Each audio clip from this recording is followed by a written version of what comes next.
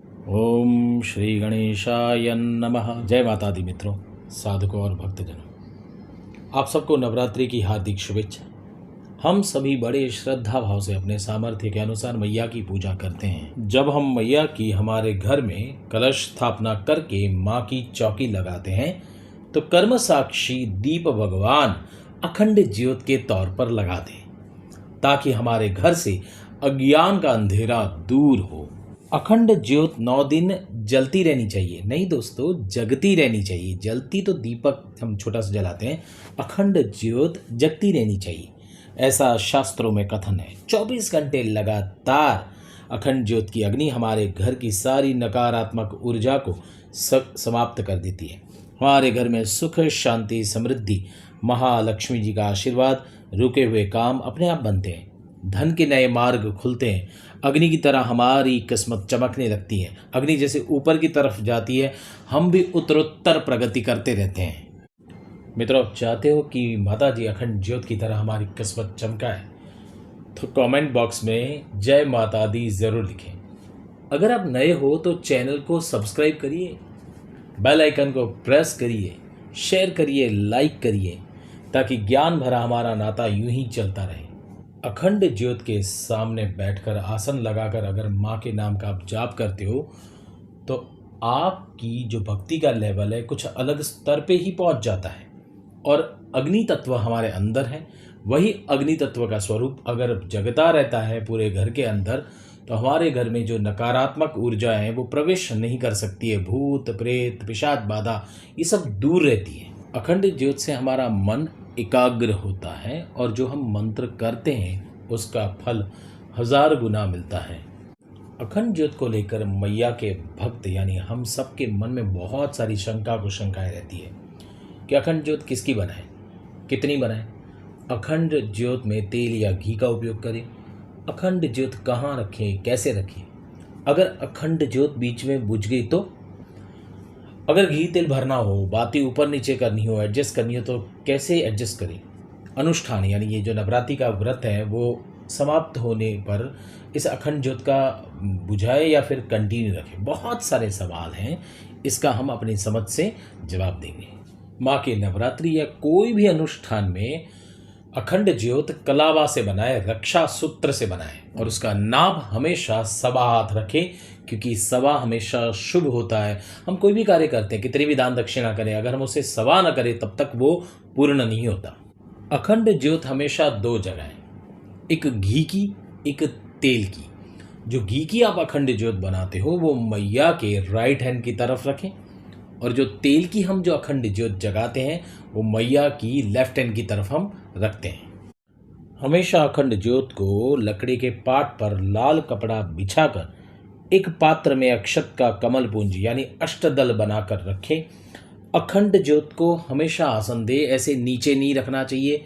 अगर हम नीचे रखते हैं तो हमारे घर में दरिद्रता आती है। अब अगर अखंड ज्योत में घी तेल भरना हो, बाती को एडजस्ट करनी हो या बढ़ानी हो तो उसके लिए एक छोटा सा दीपक बाजू में बनाकर रखें।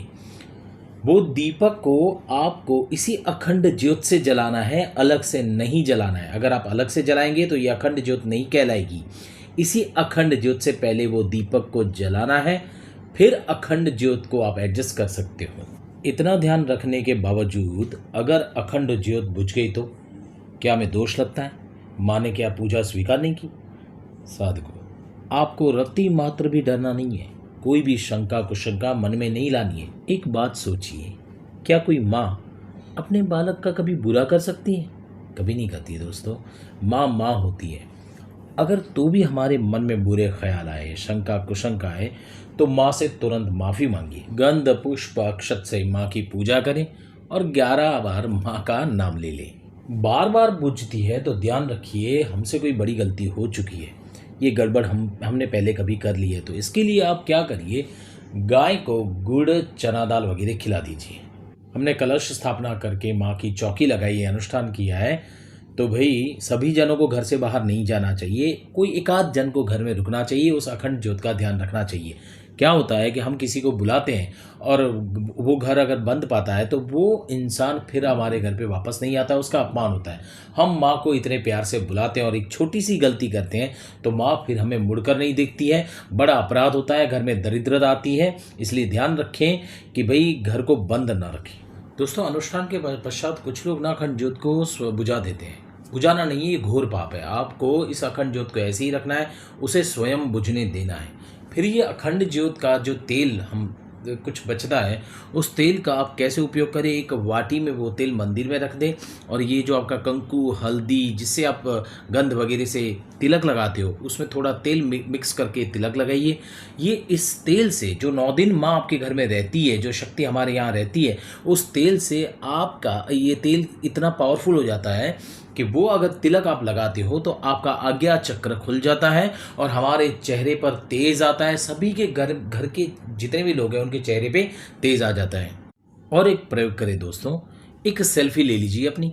उसके बाद क्या करिए, जो अखंड ज्योत का तेल या घी है वो कुंकुम में डालकर आप तिलक लगाइए और 21 दिन के बाद वापस आप अपनी सेल्फी लीजिए। आपके अंदर बहुत फर्क आ जाएगा, एक तेज आ जाएगा, आपकी पर्सनालिटी पूरी बदल जाएगी।